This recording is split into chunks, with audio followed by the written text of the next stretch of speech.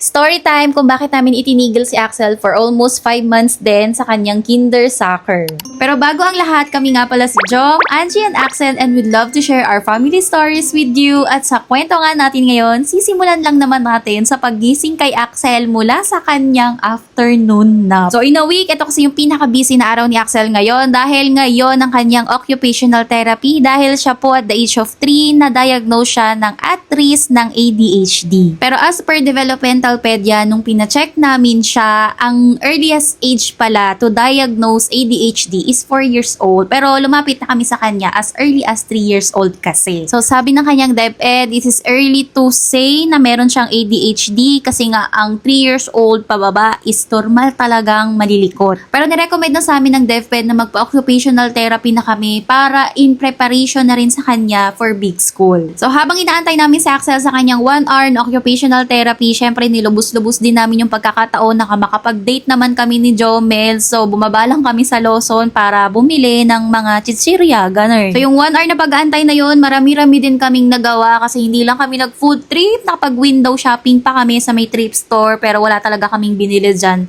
Nagpatay oras lang talaga. And then right after na kanyang therapy, wala nang break-break, diretso na kami agad sa kanyang football training. Buti na nga lang din na magkalapit lang yung kanyang therapy center at yung football field kaya nagagawa namin ng isang lakaran lang. So ito na yung sagot sa intro ko kanina na kung bakit namin siya kailangang itigil yung kanyang kinder soccer ng for almost 5 months. So the very fast and simple answer is nag-focus talaga muna kami sa kanyang occupational therapy. So yung 5 months na yon, nag-twice a week kami hanggat hindi namin nakikita yung improvement sa kanya. So bago kasi namin ipa-therapy si Axel, sobra talaga ang pagiging hyper at ang pagiging playful niya. Hindi talaga siya marunong sumunod sa instruction ng mga coach. Alam mo, hindi lang sinasabi ng mga coaches, pero suko talaga sila kay Axel. So, at the same time, hindi na siya nagpo-football noon. Pinasok ko rin siya sa play school noon. And then, di ba, pinapalabas yung magulang sa mga play school.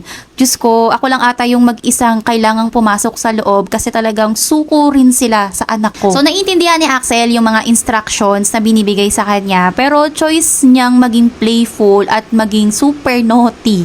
So, di ba sa play school, alam niyo yung mga sit-down activity, yung halimbawa magko-color sila, magdidikit-dikit na kung ano-ano. Alam mo, before therapy, hindi yan kayang gawin ng anak ko. Hindi niya kayang umupo ng kahit 5 seconds. And then yung mga pinaggagawa niya sa soccer before, although hindi naman totally, siguro mga 60-70% no, nanggugulo talaga siya. Alam niyo yung kailangan nilang ipatong-patong yung mga cone. Yung other kids na mas lower yung age sa kanya, and then kahit mas higher yung age sa kanya, kaya nilang ipatong-patong yung mga cone. And then ang gagawin ng anak ko, guguluhin niya yun, sisipain niya yung mga cone na yun. Di ba ang galing? Kaya sabi ko mag-focus na lang muna tayo sa occupational therapy. Parang meron talagang behavior si Axel na kailangan naming i-correct. Kasi hindi rin pwede na ganyan siya ka-hyper kapag pumasok na siya sa big school, di ba? Kaya masasabi kong sulit talaga yung twice a week na occupational therapy ni Axel noon. So 5 months namin ginawa yun. Ngayon kasi binabaan na namin. Ginawa na lang namin siyang once a week. Medyo masakit lang talaga siya sa bulsa kasi ang per session mo is 1,200. So imagine kung magta twice a week ka, meron kang kailangang gastusin na 2,400 per week.